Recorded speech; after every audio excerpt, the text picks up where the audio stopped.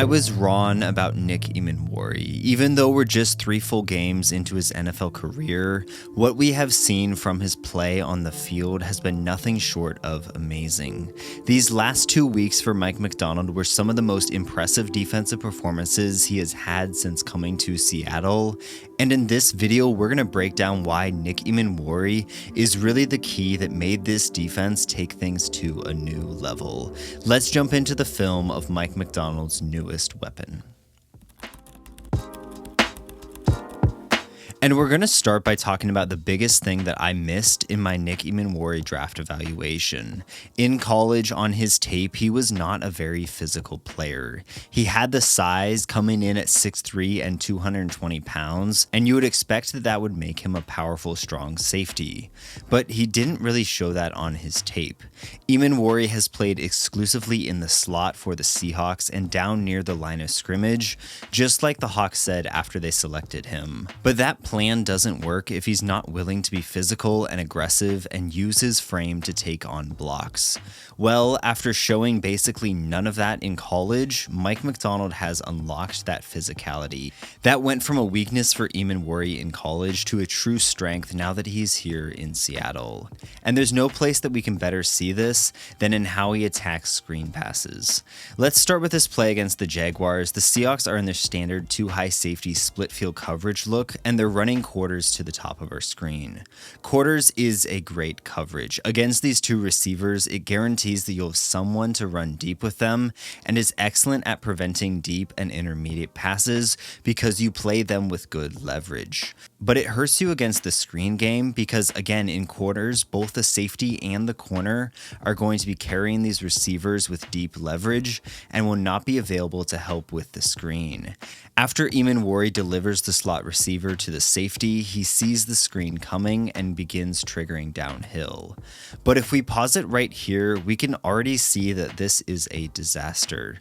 The Jags have 2 offensive linemen out in front of the running back, and they have excellent angles. The running back should be able to follow his blockers, outrun Drake Thomas to the edge, and then have a one-on-one with the safety in the open field. This is how the Seahawks allowed 7 explosive screenplays in 2024. Often with the coverages that they run, they will just not have the numbers to attack these screens, and the Jags were immediately able to gain those numbers, and this should be an explosive play. But Emmanwori prevents that. He flies downhill and attacks this offensive lineman fearlessly. Your slot corner should not be able to stack and shed on an offensive lineman, but that is what he does. He uses his length and his aggressiveness to bounce off of the block, force the cutback, and then reaches in to join on the tackle. Sure, this play went for 9 yards, and that's not some great defensive outcome, but without Emmanwori, this would have flipped the field for the Jaguars. And when you try to block him with just receivers, things turn out even worse for the offense. Here against the Bucs, they're running this outside pitch play, which is functionally very similar to a quick screen. The Bucs receivers are using a cross-blocking technique on the outside to gain favorable blocking angles as the running back comes downhill. And that's a great plan, but Emmanwori tears it to shreds.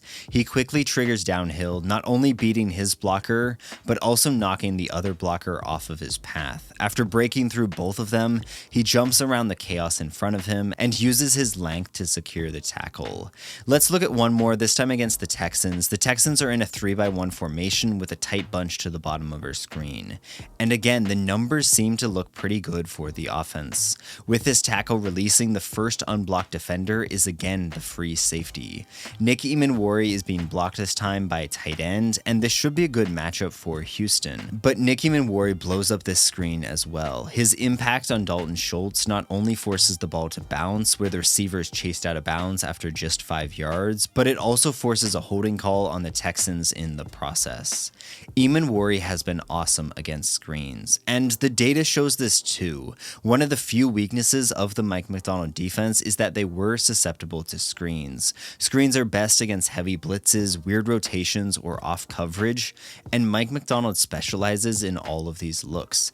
In 2024, the Seahawks ranked 27th in the league in EPA per play allowed on passes thrown at or behind the line of scrimmage. Screens were their Achilles heel. And before Nick Emmanwori entered the lineup in 2025, the Seahawks still struggled in this area, ranking 29th in EPA per play on these screen passes.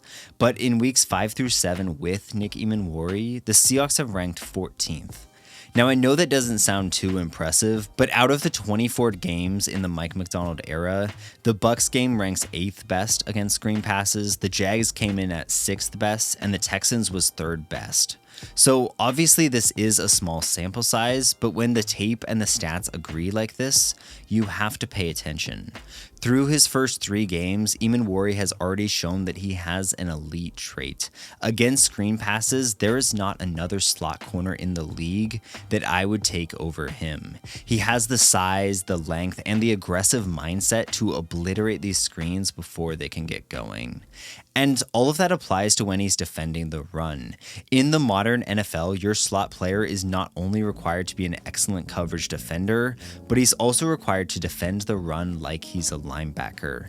It is almost impossible to find a player who can truly do both of these things, but Emmanwori looks like he might be that guy. Because while Devin Witherspoon has been a great slot corner for the Seahawks, and he is physical in his own right, Emmanwori can act like a linebacker much better than Witherspoon can. With his aggressiveness, length, and size, he's not quite a linebacker, but he's as close as you're going to get from a coverage-first player, and that is a unique, elite trait for him to have. Oh, and he's also an awesome blitzer because of that same alien combination of his aggressiveness, size, and speed. I think that's pretty obvious, and it plays right into what Mike Macdonald wants to do, but I did want to point that out. All in all, when Nick Emmanwori has been in the box and is defending the run, his improvements in physicality have made him an excellent player. That was the biggest thing that I missed from his draft profile because he just didn't show that in college, but he is absolutely showing that in the NFL. Quick plug and then we'll get back to the video. All of my content is brought to you by my supporters on Patreon. If you would like to become a member and get access to the monthly exclusive videos, sign up in the link in the description. Thank you for your support and let's get back to the tape.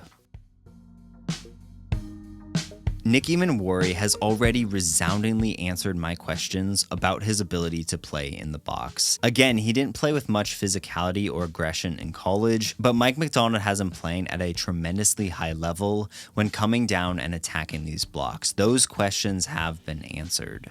But I still did have questions about his ability to play in coverage. In college, he played as a true safety, and one of my biggest takeaways was that he looked stiff and often lacked the instincts in coverage. I was really concerned that despite his blazing deep speed, he would be a step behind on triggering on the routes in front of him and wouldn't be able to keep up with quickness. And for the most part, he is impressed in this area as well. The first thing to acknowledge is that Mike Macdonald is asking him to do a lot less than what he was asked to do in college. Instead of asking him to play center field as that true deep safety, Emmanwori has been playing underneath and mostly focusing on running backs in the flat or short underneath routes, and that is not the most challenging of situations. That will shelter some of his weaknesses by simply not relying on him as much. But when we have seen his instincts in zone coverage come into play, it has been boom or bust. Let's start with a good play, and honestly, this is one of the most instinctive plays in coverage that I've seen all year. The Seahawks here are in a combo coverage. To the top of our screen, the Seahawks are playing standard cover 2 rules, with Wolin bailing underneath this route and Bryant over the top. But to the bottom of our screen, Josh Jobe is clearly in press man coverage, and that is what makes this a combo coverage. It's cover 2 zone, but Josh Jobe is playing man coverage on this receiver. This is yet another league defensive trend that Mike Macdonald is implementing slanting here, and he does a great job of using this to confuse quarterbacks. Emmanwori is aligned to the top of our screen, and he is responsible for this hook curl area. After quickly dropping once he sees that play action fake, he shows off his instincts, and I honestly never thought we would see this from him. Stroud is lined up to the middle of the field, and with no immediate threats to his area, Emmanwori just turns his hips and gets his eyes on the receiver. After that, he shows off his amazing speed and dives in front of the pass to break it up. Job was beaten on this route, and Ernest wasn't in the window, but that just didn't matter because Emmanwori made a play. And another aspect of zone coverage where Emmanwori excels is his ability to come down and tackle. When you are playing those underneath zones, your role is to gain depth and muddy up the windows for everything behind you, while also staying on top of everything underneath. And that is what Emmanwori does here against the Jags. The Seahawks are in cover 3 match, and Emmanwori is playing the flat to the top of our screen. He does an excellent job of dropping and feeling out the route behind him and shutting it down. Then once Lawrence gets to his check down in the flat, he uses his excellent speed and length to close and make the tackle. This is everything that you could ask for from your flat zone defender. And Emmanwori has also shown some excellent man coverage tape. And it's more than just this play where he's able to show off his excellent speed, but we've also seen some improvement in his quickness and ability to mirror receivers. Here against the Jags, Emmanwori shows a quick trigger and good speed to take away this crossing route. Again, we've talked about how he's able to moonlight as a linebacker, and here he's also able to cover Travis Hunter. That is the unique combination that I've been talking about, and that is what makes Emmanwori so exciting. Or here, when he's manned up against a tight end, Emmanwori is able to completely lock him down. With the massive speed advantage that he knows he has, he's just able to sit on this route and blanket the tight end. Then once he sees the ball is going to the flat, he is able to sprint over there and make the tackle. He not only did his job, but then he went over and did someone else's job. That is the kind of impact that he has been having. Through these first 3 weeks, he has been a true playmaker, and showing that in your first handful of games in the NFL is tremendously impressive. However, some of my concerns from the pre-draft process have been proven out in these games as well. One of those concerns is his ability to mirror with the quick breaks from speedy slot receivers.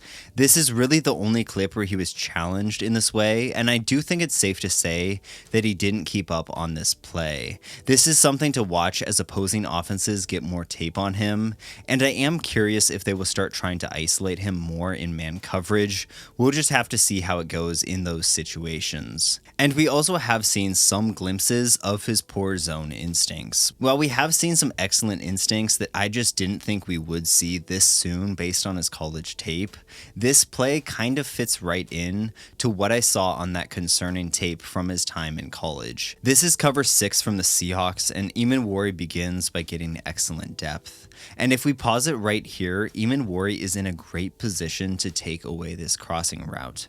When Stroud goes to throw this, Emmanwori has his eyes on the quarterback, and he should be able to intercept this football. But that just doesn't happen. With the ball in the air, Emmanwori isn't able to find it, and he lets the receiver make the catch right behind him. And here's another clip also against the Texans, where the Seahawks are again in that cover 6 structure, and Emmanwori is in the curl window. As these routes develop, Emmanwori passes the first one off to the safety as it's going vertical, and then he gets his eyes on the next receiver. And like so many of Mike Macdonald's zone coverages, this coverage uses match principles. That means that instead of just dropping to your spot and reading the quarterback, the defenders are using match rules to attach to these routes. Everyone is still dropping to their spots in zone, but as we pause it right here, we can clearly see that Drake Thomas has attached to this receiver and is carrying him wherever he goes, and Kobe is also carrying this receiver. They're not really playing zone at this point anymore, they've locked on to the receivers. But that's not really what Emmanwori does. Instead of fully attaching to this route, he spins around and gets burned across the field. There are some other mistakes in coverage as well. This busted busted coverage is on Emmanwori in the miscommunication, and then there's also this play against the Jags where he doesn't push far enough to the flat. There's also this play where he bites too much on the run fake and lets the player sneak out into the flat. These are some rookie mistakes, and I did expect to see them, but I just want to make it very clear that these are there and there are plenty of things for him to clean up. So yes, there are things that Emmanwori needs to work on in coverage. Too often right now, he is a step slow or not playing consistently enough in zone coverage. I do think some of my criticisms of his college tape have been proven out in what we've seen in the NFL. But I wildly underestimated the amount of impact plays that he would have. I think we've seen the amount of negative plays that I expected from his college tape, and that is what made me concerned, but I did not expect that we would see this many true playmaker plays just 3 weeks into his NFL career. He has unlocked his physicality, and now he looks like one of the most impactful slot players in the box. I don't know if I'm welcome on the Nick Emmanwori bandwagon after that video that I made post-draft, but I would sure love to join because this rookie has been playing at a Pro Bowl level since he stepped onto the field, and I think his career has sky-high potential. Thanks for watching, and go Hawks.